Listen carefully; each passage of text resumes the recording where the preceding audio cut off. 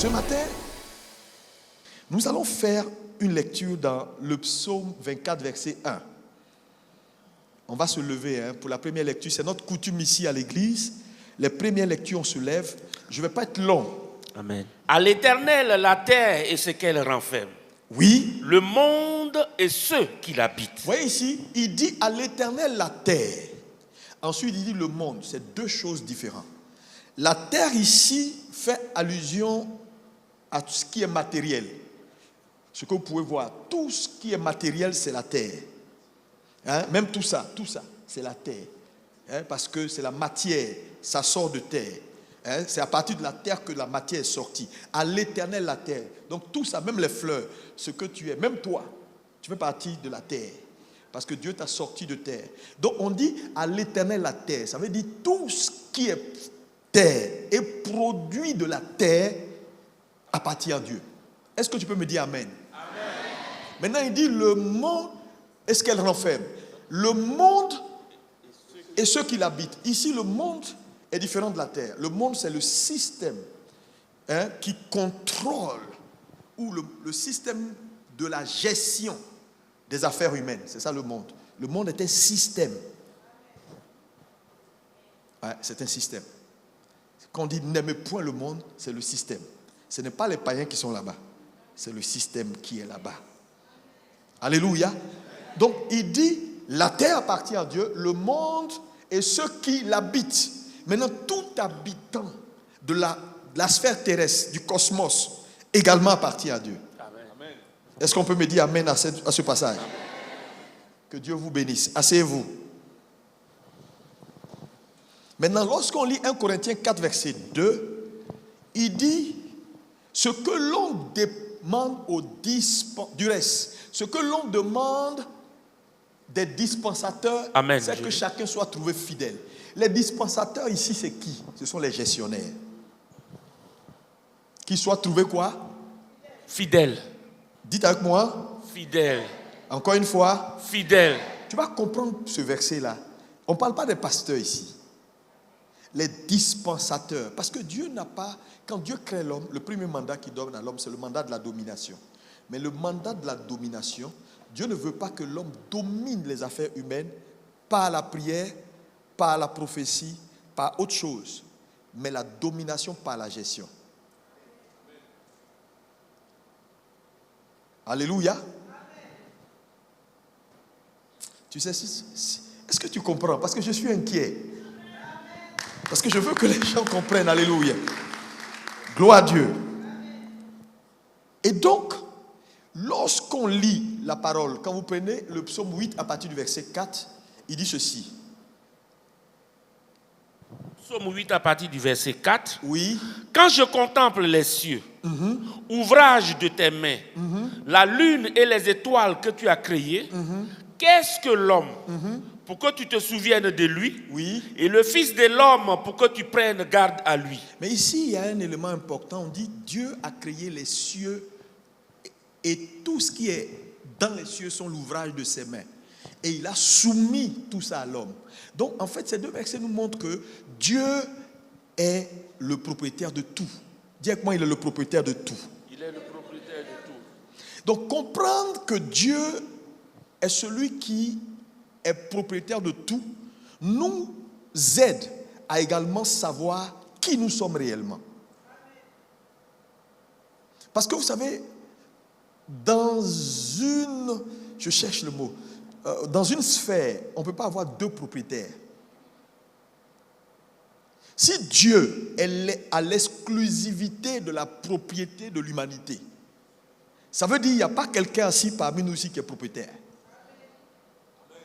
Donc vous voyez que le fait que Dieu est, c'est-à-dire il a l'ACD de l'humanité. Et il y a un seul nom sur l'ACD de l'humanité. C'est écrit quoi? Jéhovah. Donc si Dieu donc est l'unique et le seul propriétaire, ça veut dire toute personne qui se réclame d'un bien et qui se réclame d'être propriétaire est en train d'usurper.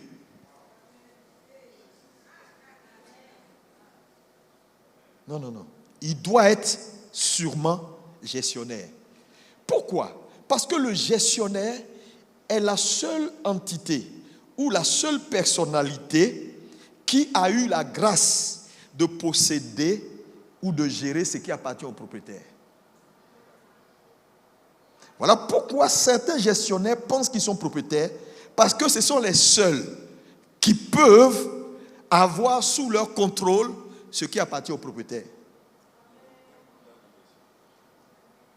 Est-ce que vous suivez? Donc, il est essentiel d'établir ce fait-là. Dis avec moi, Dieu est l'unique. Et il a l'exclusivité de la propriété. Amen. Dieu. Quand vous lisez la parole au Genèse 1, la Bible dit au commencement Dieu. Vous voyez, on dit au commencement Dieu. Donc, au commencement de toute chose Dieu. Si Dieu est au commencement, ça veut dire qu'il est avant le commencement. Parce que tu ne peux pas être au commencement et être dans le commencement. Il faut être simplement avant le commencement pour assister au commencement. Donc si au commencement, quand ça commence, Dieu est déjà là, ça implique que tout lui appartient. Parce que c'est à partir de lui que tout a été créé.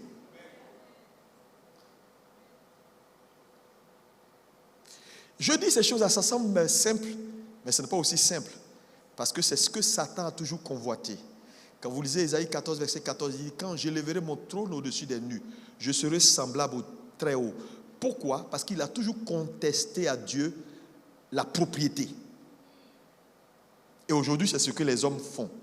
Donc le système babylonien qui s'est transformé dans le système qu'on appelle le système mondain dans lequel nous vivons, a juste cette pensée-là à la base. Dieu n'est pas propriétaire. Vous êtes propriétaire de votre vie, vivez-la comme vous voulez. C'est pourquoi les gens font ce qu'ils veulent. C'est pourquoi quelqu'un peut te dire, c'est ma vie, je fais de ça ce que je veux.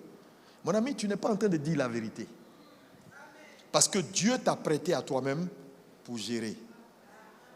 Toi. Dis à ton voisin, Dieu t'a prêté à toi pour gérer toi.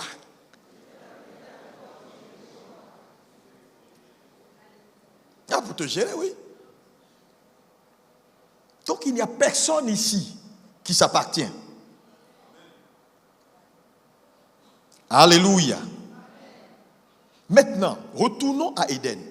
Je vais vous sortir 3 principes importants qui vont vous aider à comprendre ce que je viens de dire ou établir comme vérité. Quand Dieu met Éden, qu'est-ce qu'il fait en premier? Il met un jardin, n'est-ce pas? Il met toutes sortes d'arbres. Et la Bible déclare qu'il met au milieu du jardin 2 arbres. L'arbre de la connaissance du bien et du mal, tout le monde. Et puis le deuxième, il faut répéter parce que ça va t'aider à suivre. L'arbre de la connaissance du bien et du mal. Et le deuxième au milieu du jardin, l'arbre de la vie. Maintenant, la question que je veux te poser, pourquoi Dieu met au milieu du jardin l'arbre de la connaissance du bien et du mal alors qu'il ne veut pas que l'homme touche? Est-ce qu'il ne serait pas meilleur pour lui de cacher l'arbre de la connaissance du bien et du mal? Parce que dans le jardin, il y avait beaucoup d'arbres. Attends, je te donne. C'est un peu comme si ta fille, l'espace de jeu de ton enfant de 2 ans, sa chambre, tu déposes un joli gâteau là-bas et puis tu dis, ce gâteau, je ne veux pas que ma fille touche. Et tu mets ça au milieu de sa chambre. Est-ce qu'elle va toucher? Hein? Maintenant, si tu ne veux pas que ta fille touche le gâteau, tu mets ça où? Tu caches ça, tu ne peux pas mettre ça au milieu de sa chambre. Quand elle saute, elle va manger tout de suite. Vous comprenez? Donc, quand on regarde ce qui s'est passé à Éden, on peut se dire, mais Dieu n'a pas été trop gentil. Tu ne veux pas que l'homme touche l'arbre de la connaissance du bien et du mal. Au lieu de cacher, tu mets ça devant lui et au milieu du jardin.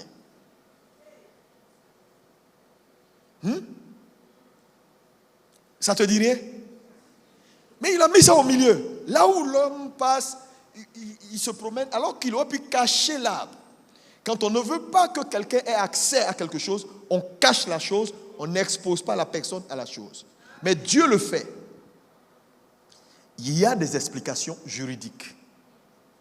Parce que toi, tu raisonnes humainement. Donc tu te dis, mais Dieu, tu as mal fait.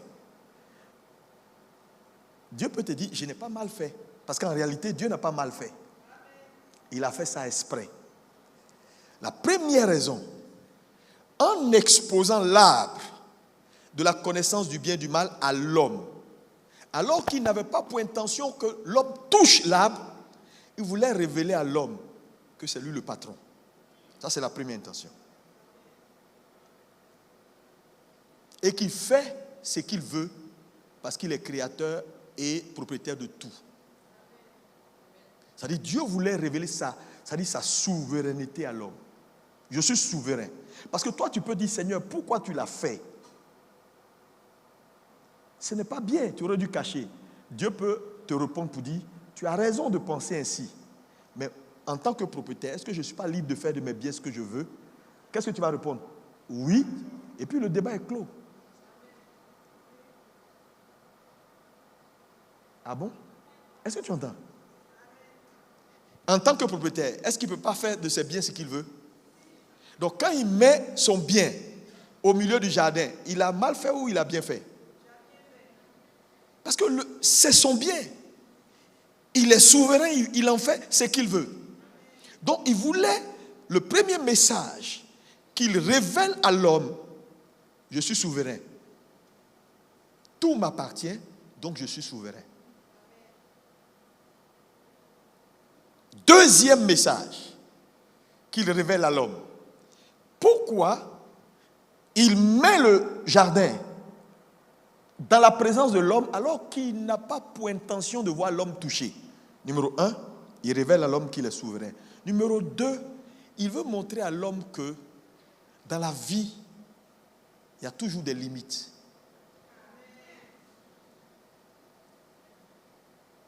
Que ce n'est pas tout ce que tu vois que tu dois toucher.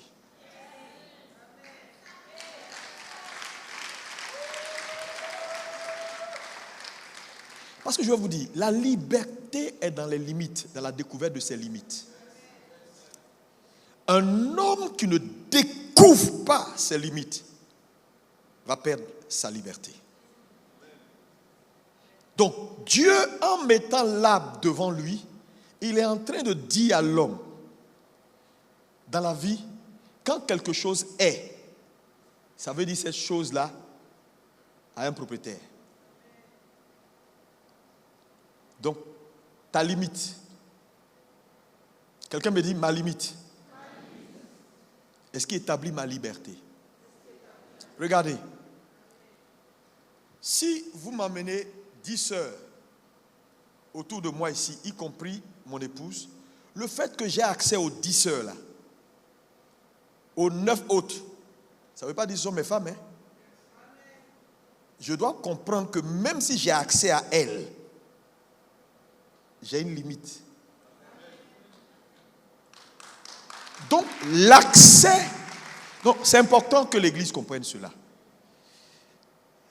L'accès à une chose ne te donne pas le droit d'avoir ou de toucher la chose.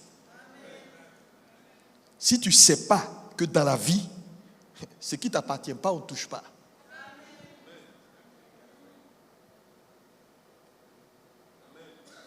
Est-ce que quelqu'un peut me dire un bon amen, hein?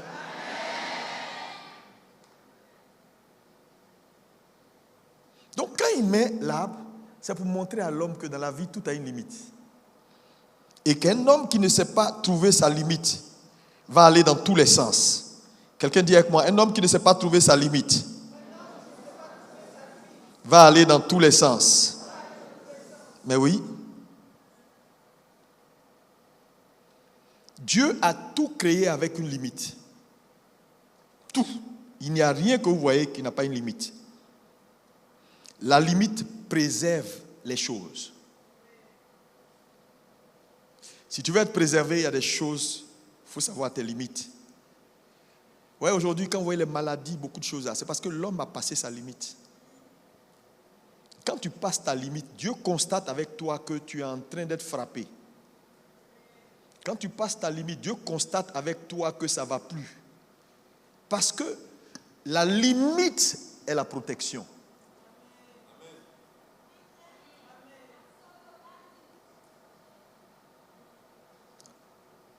Et ça, l'Église de Jésus doit comprendre.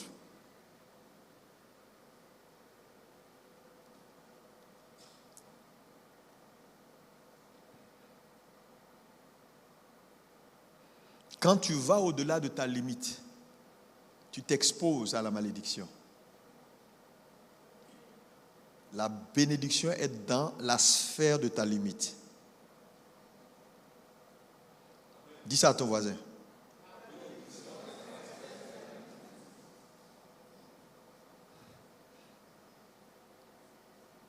Amen.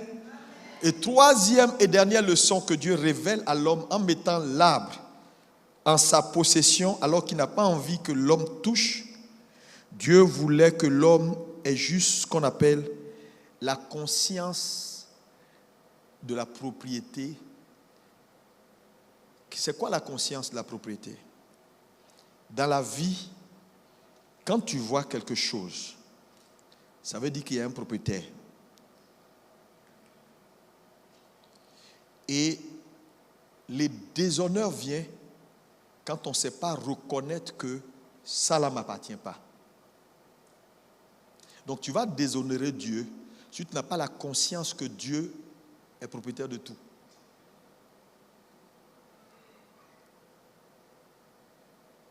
Donc il voulait juste amener l'homme à prendre conscience. Donc à Éden, en réalité, Éden est un exercice. L'arbre de la connaissance du bien et du mal, Dieu voulait montrer à l'homme. Je suis le propriétaire de tout. Je suis souverain, donc je fais ce que je veux. 2, tout ce qui est dans ta présence ou dont tu as accès ne te donne pas le droit de prendre. L'accès ne te donne pas un droit. C'est juste un accès. Tu as une limite. 3, comprends que si tu peux voir quelque chose, ça appartient à quelqu'un. C'est ta capacité à reconnaître que ça appartient à quelqu'un qui établit ton honneur vis-à-vis de cette personne. Est-ce que c'est bon? C'est 3 points majeurs. Quelqu'un me dit amen s'il est d'accord, il a bien compris.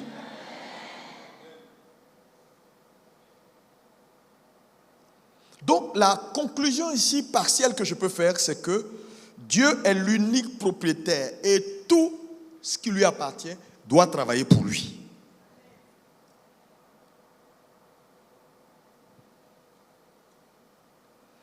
Donc si Dieu est l'unique propriétaire et que tout travaille pour lui, nous ne sommes que des gestionnaires.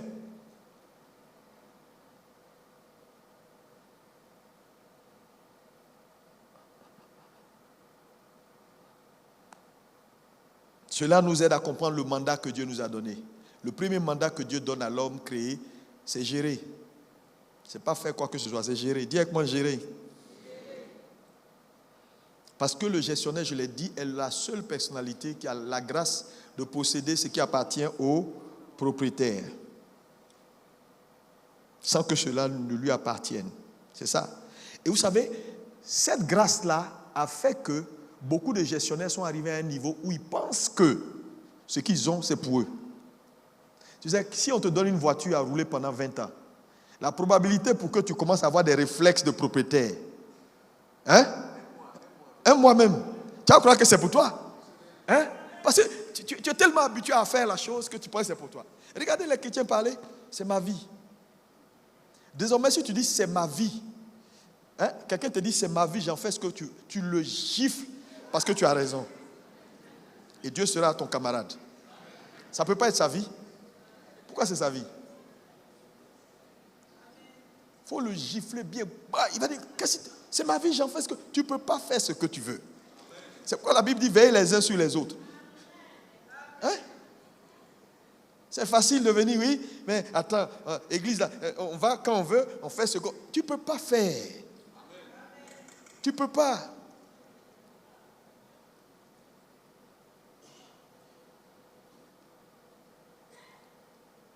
Alléluia. À force de gérer ce qu'on nous a donné, on pense que c'est pour nous. On regarde nos enfants, on dit, ça, ce sont mes enfants. Ce n'est pas tes enfants. Dieu t'a utilisé comme un gestionnaire, ils sont passés par toi. C'est pourquoi tu vas rendre compte de la façon dont tu gères ta maison, tu gères tes enfants. Ce n'est pas pour toi, hein? Qui t'a dit ça? Tous les gars qui ont jeté les enfants de la rue, plein, qui sont en train de... Ils vont payer cash. Est-ce qu'ils connaissent le propriétaire? Quand il vient, il demande des comptes. Toujours. Mes enfants et ma société. Ça, c'est ma maison. La plupart des gens qui sont couchés à Ivosep, là, ils ont des immeubles ici à Abidjan et des villas. Ils sont encore là pour encaisser le loyer. Tu es venu nu, tu vas repartir nu. Il y a un seul patron. Quand ça rentre dans ton esprit, tu vis bien. Tu ne fais pas palabre pour des histoires de terrain. Les gens se tuent à cause de terrain. Ça ne t'appartient même pas. Même si ton nom est dessus, c'est provisoire, temporaire. On s'est tué. Médicaments, tuez-le. J'ai 500 mètres carrés. Tu fais pitié, hein? 500 mètres carrés. Parce que tu crois que c'est pour toi. Ta vie est pour toi. Ta maison, je fais mes choses. Frère, nous ne sommes que des gestionnaires. Et ça, ce matin, si tu reprends la conscience de ça, tu es sauvé dans ta façon de servir.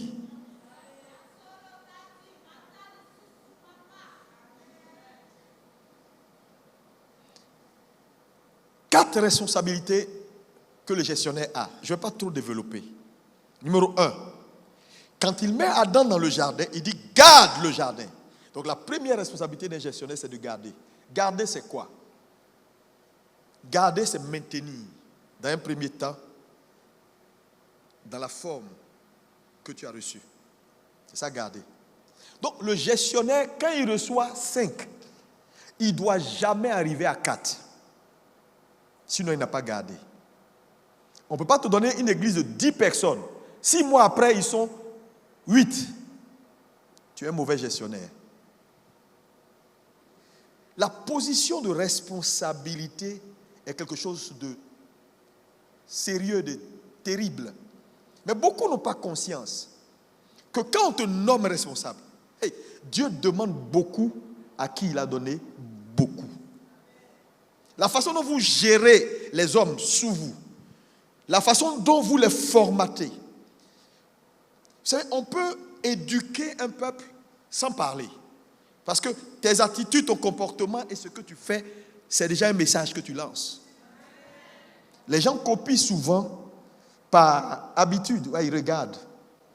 Ce n'est pas ce que tu fais, ils font ce que tu fais. C'est comme toi, tu lis jamais à la maison et puis tu dis toujours à tes enfants, lisez, lisez. Ils ne vont jamais lire parce que c'est ce que tu fais là, ils vont faire. Tu vas me regarder télé. Tes enfants seront des... Comment on peut dire ça? Des télé... Mais oui, c'est normal. C'est facile de dire oui. Allez étudier. Et toi, tu es devant la télé, clique du matin au soir. Il dit ça, c'est le bon exemple, ça. Suivons papa. Alléluia. Numéro 1, garder. 2, protéger. Protéger, c'est faire en sorte que l'intégrité de ce qu'on t'a donné ne soit pas touchée. Ouais. Tu dois protéger ce que Dieu t'a donné. Donc, il y a nécessité de se battre. Quand je regarde les chrétiens aujourd'hui, on leur donne une église, on leur donne un truc. Ils ne sont pas capables. Ils ne sont pas capables. Le gars, il voyage et puis il laisse le travail. Et puis il dit, bon, quelqu'un d'autre va faire. Dieu te regarde. Demain, tu dis, Seigneur, je veux être le directeur général d'une grosse boîte. Et Dieu te regarde et dit, oh, on t'a donné 3 personnes à gérer à l'église, tu n'as même pas pu. C'est 100 personnes que tu veux gérer. Oui. Donc, le manque d'exaucement dans la vie de plusieurs, c'est l'incapacité de gérer. Parce que Dieu regarde ta gestion pour te donner ce que tu demandes. Parce que Dieu donne toujours ce qu'on peut gérer et non ce qu'on demande. Ça, c'est une vérité. Quand tu l'as compris, tu es sauvé. Dieu ne va pas te donner. C'est comme ton enfant qui te demande un couteau. Tu vas lui donner? Non, il est bébé. Mais il demande. Il y a des gens ici, vos prières, c'est des couteaux, des calaches que vous voulez pour pointer sur vous. Dieu dit non, mon petit attend, mon petit attend. Tiens, Dieu n'exauce pas. Vous savez, il y a une différence. C'est comme une jeune dame qui dit, je vais me marier, je vais me marier, je vais me marier. Il y a une différence entre une fille et une femme. Il y a une différence entre une maison et un foyer. On peut te donner une maison, mais est-ce que tu peux bâtir un foyer, toi? De toute façon, je te vois là. Yé comme tu es.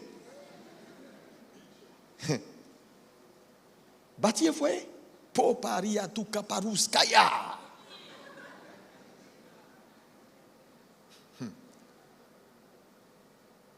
Devenir une épouse, ce n'est pas une fille. Ce n'est pas avoir les attributions d'une femme.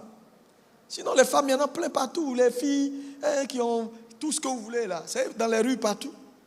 Mais épouse, c'est nos statuts.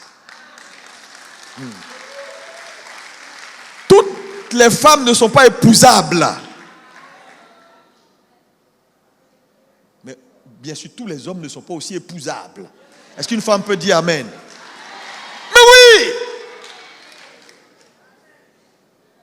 La responsabilité. On ne marie pas enfant de quelqu'un pour dire oui, va voir ton oncle s'il peut te donner 50 000. Jamais aujourd'hui, jamais demain. Un homme psychique, moral, intellectuel, QI élevé, les poches remplies.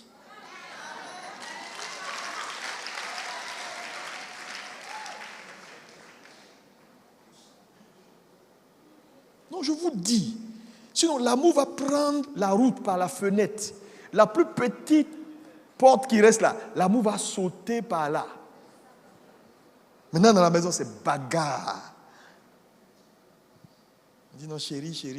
C'est quelle chérie? Tu sais? Je voulais dire quelque chose.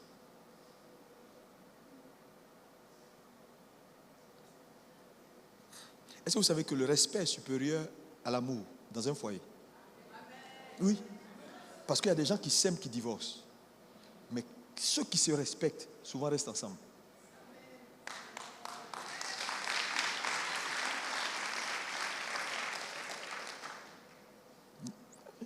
Amour.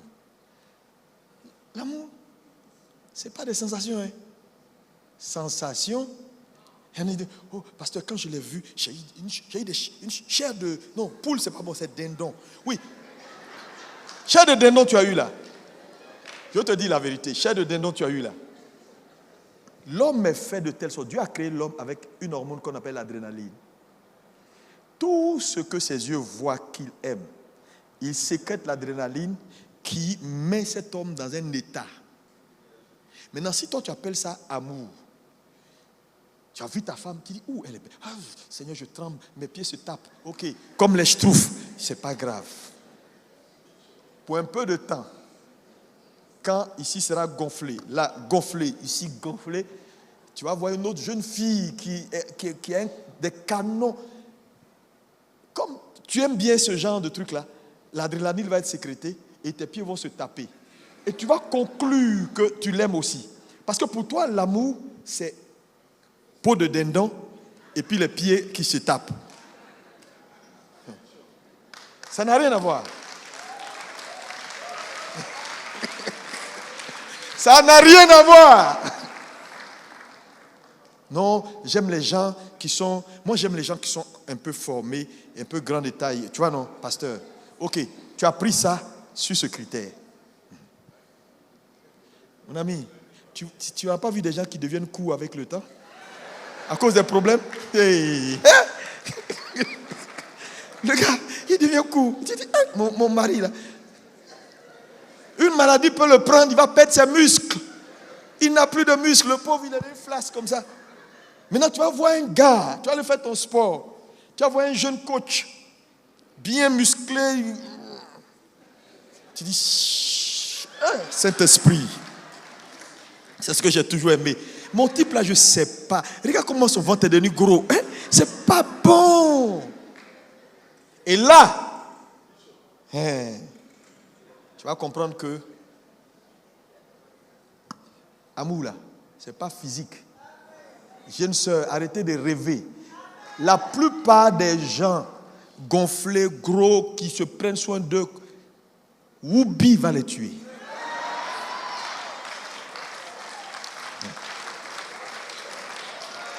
Ou bien, Shintok va les tuer. Garçon Shintok. Je sais là, non, moi, quand il marche, mais c'est bon. Je dis, quand je vois les jeunes filles viennent me parler, ça me fait rire. Tu dis, non, pasteur, il faut qu'il soit bien, tu vois, un peu beau. Quand même, il faut. Oui, je te dis, ce que tu convoites là, il y a 1000 femmes qui convoitent ça. Tu veux pas ta paix? Prends ton gars comme il n'est pas trop beau, personne ne veut le regarder, au moins tu es tranquille.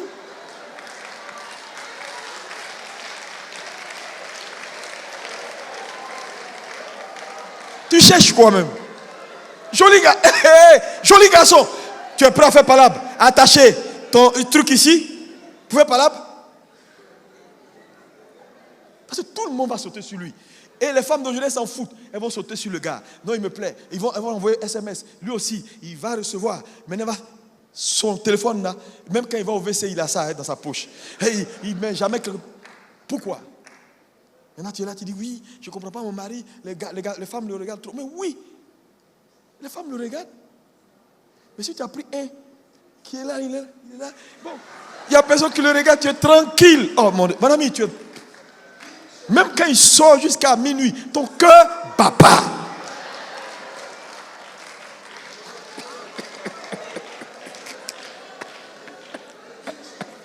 Ton cœur bat pas, hein?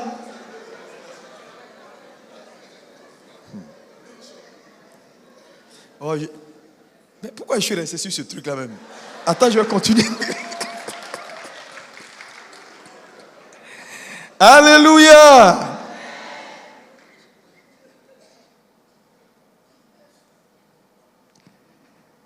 Amen. C'est important ce que je suis en train de dire. Le gestionnaire n'a pas l'initiative de ce qu'il gère. C'est le propriétaire qui lui dit, oriente comme ça. C'est comme un DG de société. Il est DG de société, il connaît. Tout ce qu'il fait, c'est à l'initiative d'une vision et de grandes directions qu'on lui a données. Tu ne peux pas être gestionnaire et conduire ta vie où tu veux, comme tu veux. Tu te lèves, tu vas où tu veux, tu viens à l'église, on dit fais ça, tu dis moi je pense que... Non! Tu ne seras pas un bon gestionnaire. La Bible dit Dieu donne à chacun selon sa capacité. Le mot capacité, je vous ai dit dimanche dernier que c'est Dieu donne à chacun selon ce qu'il peut gérer. Le mot capacité, ta capacité est proportionnelle à ce que tu peux tenir et gérer. Donc quand il donne, dans la capacité, il y a deux choses. Il y a les talents, il y a les dons, mais ce n'est pas suffisant. Il y a la confiance du gestionnaire qui est la partie invisible de la capacité. Est-ce qu'on peut dire avec moi la confiance du gestionnaire? Non, la confiance du propriétaire dans le gestionnaire. C'est la partie invisible de ta capacité. Ça veut dire quoi? Vous n'avez pas vu des gens qui ont PhD, qui ont des diplômes, mais personne ne veut leur donner quelque chose à faire. Donc, la capacité à lui seul, en termes de don, talent, n'est pas suffisant. Parce que pour que le propriétaire te donne beaucoup à gérer, il y a ce que tu as comme compétence, capacité, don, mais il y a plus la confiance qu'il a en toi.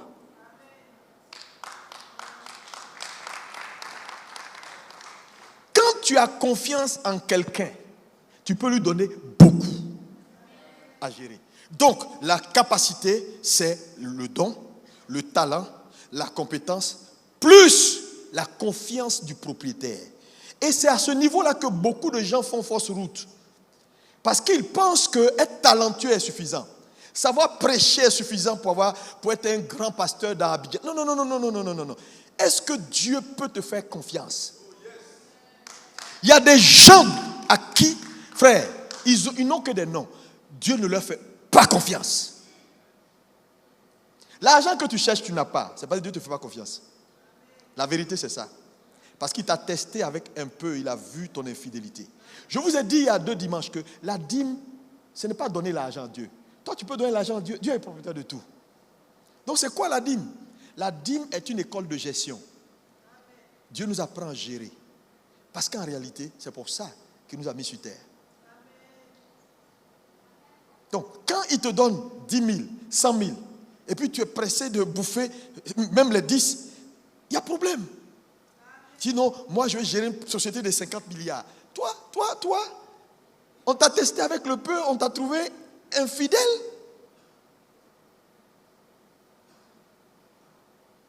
Infidèle.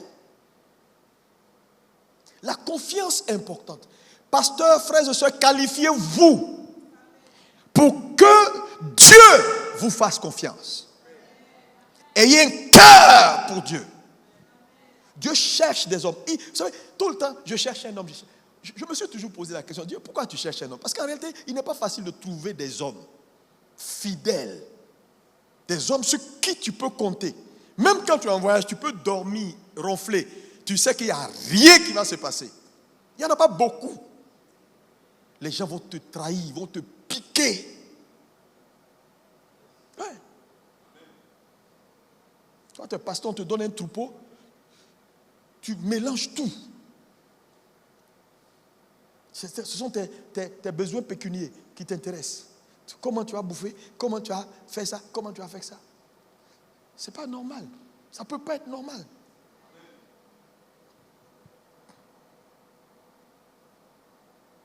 Alléluia. Maintenant, regardez. Dieu, est-ce qu'on peut dire comment Dieu est le propriétaire de tout? L'homme est le gestionnaire. Mais dans cette affaire, il y a un 3e personnage. Jean 10, 10 dit, le voleur ne vient que pour égorger, dérober et détruire. C'est qui? Le voleur. C'est Satan. Maintenant, ce Satan-là, lui, il est le voleur. Donc, on a le propriétaire, le gestionnaire et puis le voleur. Tu vas comprendre maintenant un certain nombre de choses. Pourquoi? La raison des talents, des dons et du ministère, de l'onction, de la puissance. Je viens. Le voleur. Tout le monde dit avec moi le voleur. Ok. Je veux expliquer quelque chose. Trouvez-moi juste 10 petites choses, 10 choses identiques, ou bien qui ne sont pas identiques, mais 10. Je veux des livres, si c'est plus facile, ou bien des petites choses, 10. Rapidement. Je vais vous faire une démonstration. Ok. Vous voyez, ces 10 choses-là, c'est considérer ça comme toute la création de Dieu, toute la propriété de Dieu. Règne animal, règne minéral, règne végétal, l'homme lui-même. Tout ce qui est ressources auxquelles un homme peut aspirer de Dieu ou que Dieu met à disposition. Je les ai classifiés en 10. Alléluia. Personne n'a où nous vient. Mets-toi là. Il faut que tu viennes avec ton sac. Mets-toi ici. Maintenant, moi je confie, monte. Je confie à Pasteur Naounou ces 10 choses-là. Je suis le propriétaire de tout. Je t'établis gestionnaire de ces 10-là. Donc, tout ce qui est là, tout ce que tu cherches dans la vie. Tu veux un poulet, c'est dans le règne animal. Tu veux l'argent, c'est dans le règne. Tu veux or, c'est dans le règne minéral. Tout ce que tu veux, c'est dans les 10-là. Y compris toi-même, tout ce que tu veux, Dieu te met. Donc, tu gères les biens de Dieu. Tu gères. Maintenant, le 3e personnage, lui, c'est le voleur. Tout le monde dit le voleur. Il ne vient que pour égorger, dérober et détruire. JC vient. Pourquoi vous riez? Il n'est pas un voleur, c'est juste un rôle. Maintenant, ce que tu vas faire, ça dit, tout ça, c'est ta propriété. Il faut bien garder ça. Parce que le voleur, il va venir, il va chercher à prendre, mais tu dois l'empêcher sérieusement. Et donc, je dis, tu tentes de prendre, mais il ne faut pas prendre parce qu'elle va faire comme ça pour protéger. Hein? Voilà. Vous voyez que... Donc ici, ce que je veux que vous puissiez retenir ici, quand je l'établis gestionnaire, sur tout ce qui m'appartient, je ne la laisse pas comme ça. Je lui donne l'onction, la grâce, l'appel, tout ce qu'elle fait, c'est pour juste gérer ça. Ce n'est pas pour faire autre chose. Ce n'est pas malin, ce n'est pas pour dire je suis archevêque. Non, non, non, non. En fait, tout ce qu'elle devient, c'est pour protéger ça. Parce que Dieu sait que ce ne sera pas évident de protéger ça. Donc, tout ce qu'elle a comme compétence que je lui ai donné, l'onction, la puissance, la prière, c'est pour gérer ça. Donc, elle est équipée pour gérer. Amen. Donc, le voleur, il revient encore, sous d'autres formes. Vas-y. Mais vous voyez qu'elle est vraiment, elle a ce qu'il faut. Elle a la prière quand il faut prier. Elle a la sagesse quand il faut poser des actes. Elle a le QI. Elle a tout. Elle a la puissance. Elle a l'onction. Elle a l'appel. Alléluia. Elle a tout ce qu'il faut pour faire en sorte que, numéro 1, garder, protéger. Mais elle ne doit pas s'arrêter à garder et protéger. Elle doit cultiver. Ça, c'est sa troisième responsabilité. Cultiver, c'est tirer le meilleur. C'est-à-dire prendre ce qu'on t'a donné et envoyer ça à son meilleur niveau. Donc, un gestionnaire n'est pas quelqu'un qui garde, qui protège, mais qui cultive. Qui, si on lui a donné 5, il travaille pour que les 5 deviennent 6, 7, 8, 9. Ouais, donc, un mauvais gestionnaire, c'est quelqu'un qui ne fait pas avancer ce qu'on lui a donné comme responsabilité dans l'église. Tu es un mauvais gestionnaire. Ou la vie que tu as, elle est tout le temps malade, tu es un mauvais gestionnaire. Parce que Dieu ne t'a pas créé malade, il t'a créé en bonne santé et il a pris ta vie et il t'a remis. Donc tu as la responsabilité de faire en sorte que tu ne sois pas toujours malade aujourd'hui, malade demain, ici, ton pied est gonflé, mon ventre est gonflé. Et ça. Pourquoi? Tu manges mal, tu fais des bêtises. Tu ne prends pas soin de ton corps, tu ne te laves pas. Tu as des gales, demain c'est pas gale, après c'est autre chose. Tout ça, c'est de la mauvaise gestion. Tu es un homme fragile. Les choses spirituellement, tu n'es pas fort. Pourquoi? Parce que dans une journée, 24 heures, il y a 2h40 qui appartiennent à Dieu comme 10% que tu dois consacrer à la prière. Tu ne consacres pas à la prière, donc ton esprit est faible. Quand tu parles, il n'y a aucune puissance qui sort. Tu es un chrétien charnel. Tu bois vin. Tu es à l'aise avec des vins, tous tes amis c'est des païens, tu es à l'aise. Quand tu es les chrétiens même, tu as envie de fuir, tu dis, ils sont ennuyeux. Ah, Saint-Esprit, aide-moi, ils sont ennuyeux. Mais pourquoi? Parce que tu n'es pas ton milieu. Tu es un mauvais gestionnaire. C'est pourquoi ta vie est mélangée. Tu as la responsabilité de prendre soin de toi. Regarde ton voisin, dis, prends soin de toi. Hey! Tu crois que j'ai dit, c'est pourquoi il dit, celui qui détruit le temple, toi, Dieu le détruira. À chaque fois que tu ne vas pas bien, tu es en train d'attirer la colère de Dieu sur toi. Ça veut dire que tu es un mauvais gestionnaire. Il ne faut pas aller dans les rues partout. Tu dis aux femmes qui vendent les médicaments sur la tête, donne-moi 3 Nivaquine, 3 trucs. Et puis il n'y a pas d'ordonnance. Et puis tu dis, alléluia. Allez prendre des racines noires, dans un petit coin. Tu as des sachets de racines. Tu dis, non, c'est ma grand-mère qui m'a appris. Et puis c'est noir. Tu bois tous les matins un verre. Tu ne sais pas le niveau de toxicité. Demain matin, on dit, non, mes reins sont cassés. Oui, moi-même, mon dos ne va pas bien. Parce que tu es tout le temps en train de te puriger avec des trucs bizarres. Il faut changer. C'est pourquoi la connaissance, elle est importante. Expose-toi. Sois un chrétien illuminé. Sinon, tu vas casser ta vie. J'ai dit, Dieu sera assis sur son trône en train de boire son thé. Et puis il te regarde. Et il ne va rien dire. Je te dis. Vos prières, 2 pour 5 francs. Arrêtez-moi ça. Dieu vous regarde. La gestion, c'est tout dans la vie. Je vous assure, quand j'ai compris ça, ça m'a délivré. Même la puissance, c'est pour la gestion. Sinon, on va prendre la puissance déplacée. J'ai dit, la tour qu'ils sont en train de construire au plateau ne me plaît pas. Allez, mets-toi ici, à Yopougon. Après, il dit, non, Yopougon n'est pas bon. Mais on va utiliser. Mais Dieu ne permet pas ça parce que la puissance, c'est pour autre chose, c'est pour gérer. Oui. Maintenant, regardez cette dame. Non, reste là, c'est ton bien. Maintenant, elle a été loyale, fidèle. Elle a bien géré. Maintenant, quand elle a cultivé, il y a un quatrième élément dans la responsabilité du gestionnaire. C'est quoi? C'est faire des comptes. Redevabilité. Tout le monde dit avec moi redevabilité. Dis ça bien. Oui, mais il y a combien de gens qui rendent compte? Quand le gestionnaire vient, il dit, ils s'en foutent. Oh, j'ai pas le temps. Bon, on arrive. Maintenant, elle a bien gardé ses biens. Elle a protégé, elle a cultivé, elle a rendu compte. Maintenant, je suis le propriétaire. Est-ce que je peux avoir... J'ai des choses, j'ai un travail à faire en Chine. Tu peux me donner un? Je veux juste un. Et puis elle me donne le 1. Elle m'a donné le 1, n'est-ce pas? Donc, elle est loyale. Elle est fidèle parce qu'elle a bien fait son travail. Mais en même temps, quand moi qui suis le propriétaire, elle a la conscience de la propriété.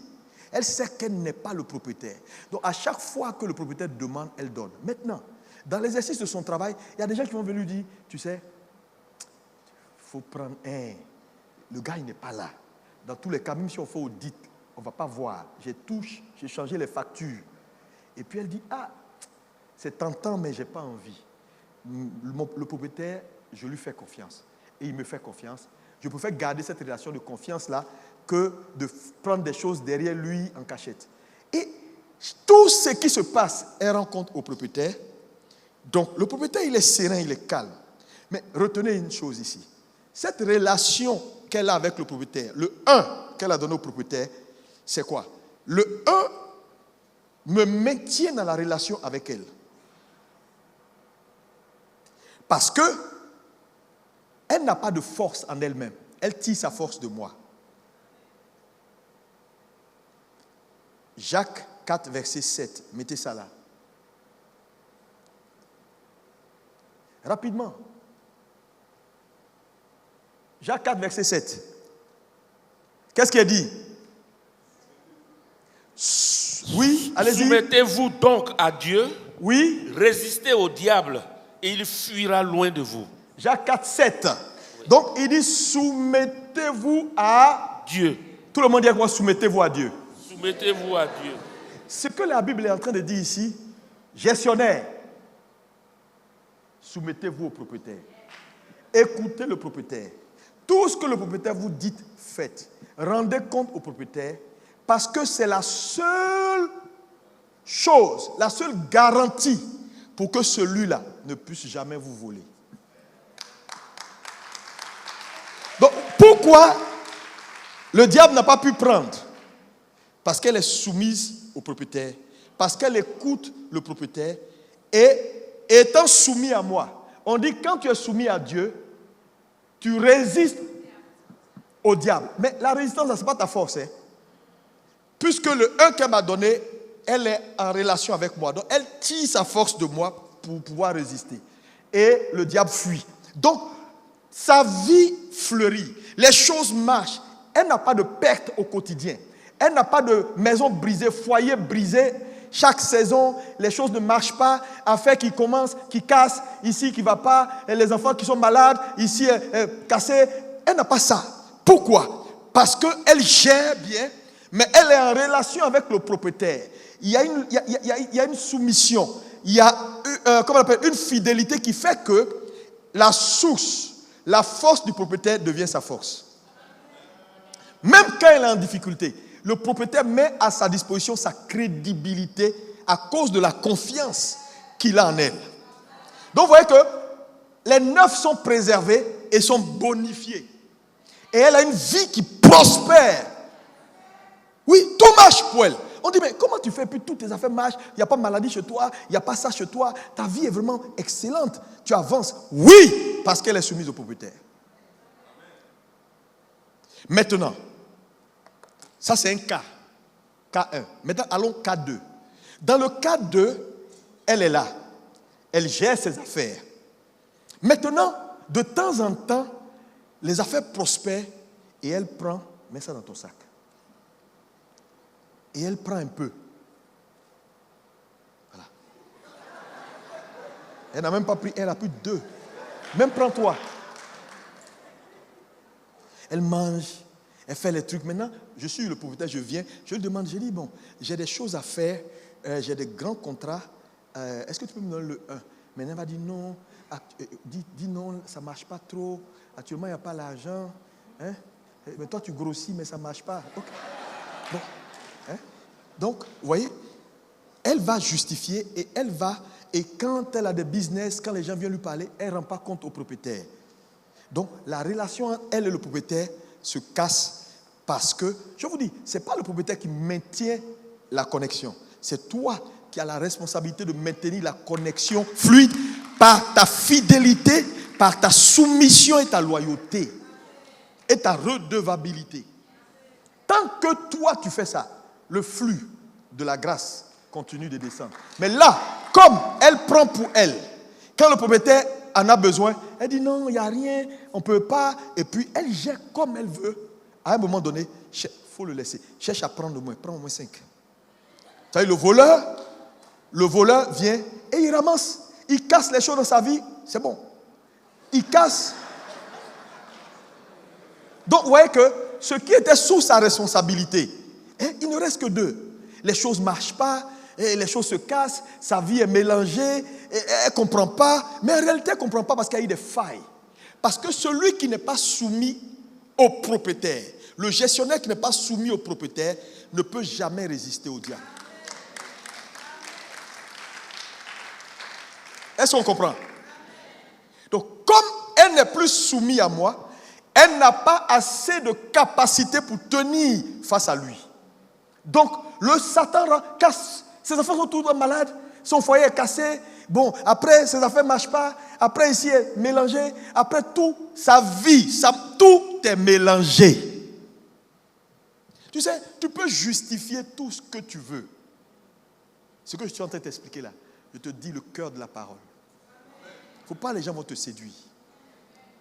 Un homme qui n'est pas soumis à Dieu, le mot soumission, obéissance, fidélité, loyauté, redevabilité, responsabilité.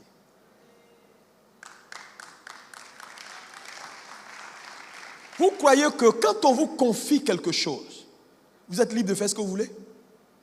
Et de faire ça n'importe comment? L'homme peut ne rien dire. Vous ferez face à la justice de Dieu. Parce que c'est lui le vrai propriétaire. C'est pourquoi chaque jour, je m'assois, j'y réfléchis à la meilleure façon de vous conduire, à la meilleure façon d'organiser cette église, à la meilleure façon de faire différemment, à la meilleure façon de faire en sorte que, d'ici quelques années, qu'il n'y ait que des champions, des gens puissants, qui sont arrivés rien, qui sont devenus tout. Je vous dis la vérité. Ce n'est pas de l'agacement. Quand on vous demande des comptes, il y en a qui se fâchent. Ah oui, pourquoi on me demande des comptes? Pourquoi on veut me sanctionner? Moi je dis, tu ne peux pas être dans cette église. Tu ne fais rien et tu fais tout dehors. Tu es un païen. La grâce va te manquer. Parce que ce que tu ne sers pas, tu ne peux pas en tirer grâce. Donc tu ne sers pas l'église, mais tu espères la couverture de l'église. Tu ne sers pas l'église et tu espères que la grâce de l'église te suive. Jamais aujourd'hui, jamais demain. L'église, c'est Christ. C'est pourquoi je vous ai dit, le plus grand service qu'un chrétien peut rendre à Dieu, c'est servir son église. C'est pas faire autre chose. Quand tu sers ton église, Dieu sera avec toi dans autre chose. C'est pas le contraire. Quand on parle d'église, vous voyez les hommes. Ce n'est pas les hommes, c'est le corps de Christ. Voyez-vous, elle a tout perdu. Lui, il a tout pris. À cause de son manque de fidélité. C'est comme ça que beaucoup ont tout perdu. C'est comme ça que beaucoup souffrent aujourd'hui. Ils parlent la langue, ils font des jeûnes, ils vont sur des montagnes. Ce n'est pas montagne qui va te sauver. Reviens à une relation gestionnaire, propriétaire.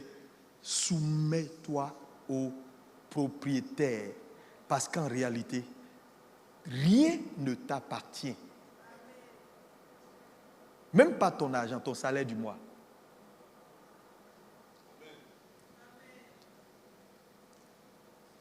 Regardez comment l'Église est affaiblie. C'est parce que la plupart des gestionnaires refusent la redevabilité. Je vous dis, si tu n'es pas arrivé à un point où tu ne sais plus faire la différence entre ce que tu as et ce que tu prends pour servir Dieu, tu n'as pas encore commencé. Si Dieu te veut, il va prendre appui sur tes biens d'abord. Parce que c'est là où les biens d'un homme sont que son cœur va. Donc il va bloquer tes biens pour que ton cœur le suive. Tu es trop indépendant, c'est ton problème. Tu es trop indépendant. Ta tête est trop libre. On t'a toujours dit oui, la liberté, l'émancipation. Émancipation, ce n'est pas aller vers le diable, c'est retourner vers Dieu. Quelle émancipation? Émancipation de quoi? Tu donnes une responsabilité à un gars, il ne fait pas. On dit on va donner à Dieu. Non! On va faire ça pour Dieu. Non! Attends, tu travailles pourquoi alors? Tu es en train de faire fructifier les affaires du Seigneur. Ce qui t'a donné là, c'est pourquoi tu es en train de faire fructifier ça. Construire des immeubles à Abidjan, c'est une bonne chose. Tu es en train de faire fructifier. Mais quand le propriétaire pointe le nez, sois fidèle. Vous n'avez pas idée parce que vous n'êtes pas dans ma position. Le jour où vous allez être dans ma position, vous allez comprendre que quand Dieu te donne des hommes qui te refusent les ressources pour le travail, c'est frustrant. Tu sens le Saint-Esprit abattu. Parce que chaque camp a son travail. Mon appel, c'est trouver Dieu. Votre appel, c'est financer le Dieu que j'ai trouvé.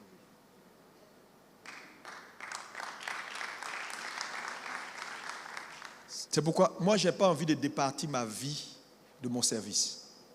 Non, ça n'existe pas. Ma vie de mon service, ça veut dire quoi? Ma femme, elle essaie.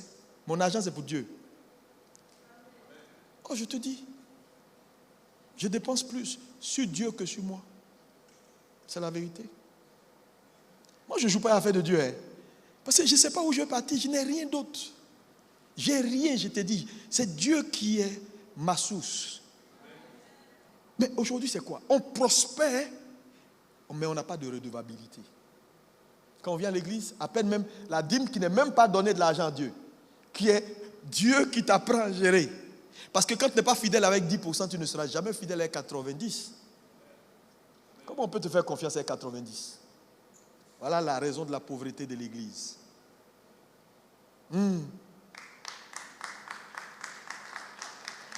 Les immeubles, tous ces trucs-là, ça va rester ici à Abidjan. Il n'y a rien qui va partir au ciel. Fais-le pour avoir des ressources. Fais des affaires pour avoir des ressources. Mais assure-toi de veiller à ce que la maison de l'Éternel ne manque de rien. Je vois des gens qui me disent, mais pasteur, j'ai fait avec mes propres fonds. J'ai construit le truc avec mes propres fonds. Comptabilité, vous n'avez rien? Quand on dit non, il n'y a pas assez. Bon, écoutez, moi, je ne vais pas mettre mes propres fonds. Tes propres fonds. Toi, tu as fonds. J'ai fait avec mon argent. Toi, tu as argent. Normalement, il n'y a pas essence. Tu vas, tu payes et puis tu déposes. Et puis tu ne demandes pas permission à quelqu'un. Il y a une ampoule qui est grillée. Tu vas, tu payes. Quand on va à l'hôtel, là, c'est là qu'on appelle le concierge pour dire, il y a l'ampoule de ma chambre qui ne marche pas. Mais quand on est chez soi, est-ce qu'on appelle le concierge pour venir changer? Toi-même, tu te lèves, tu payes l'ampoule, tu changes, non? Parce que tu es chez toi. Si l'église est la maison de ton père, si tu es le gestionnaire, qu'on ne te demande plus la permission pour faire ce qui est bien pour l'église. Dis-moi un amen et reçois la grâce.